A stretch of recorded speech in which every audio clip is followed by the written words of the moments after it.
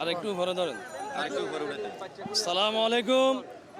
আমরা নুসরাতকে তার স্বামী এবং তার শ্বশুর পরিবারে পরিকল্পিতভাবে হত্যা করে ফাঁসির দাবি করতেছে যে আমরা এই হত্যাকাণ্ডের বিচার চাইছি এবং এই হত্যাকাণ্ডের জন্য আমরা মামলার রেজাল্ট নিয়ে গেছি।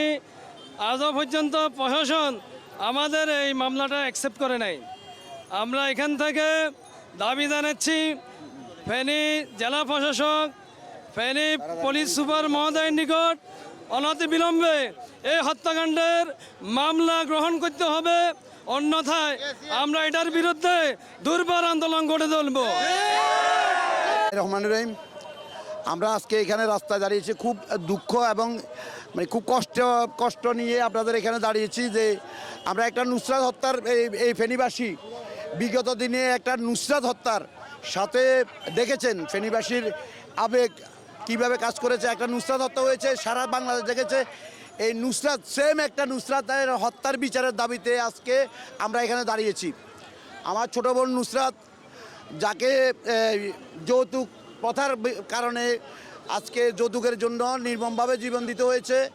আমরা প্রশাসনের কাছে গিয়েছিলাম, বিভিন্ন জনের দ্বারস্থ হয়েছিলাম, আমরা মামলা দিতে চেয়েছিলাম। প্রশাসন আমাদের সাথে, বিশেষ করে বোগদাদিয়া পার্টি যারা দায়িত্বশীল আছেন, ওনারা আমাদের সাথে সৌজন্যমূলক আচরণ করেননি, ওনারা বিমাতাসুলভ আচরণ করেছেন।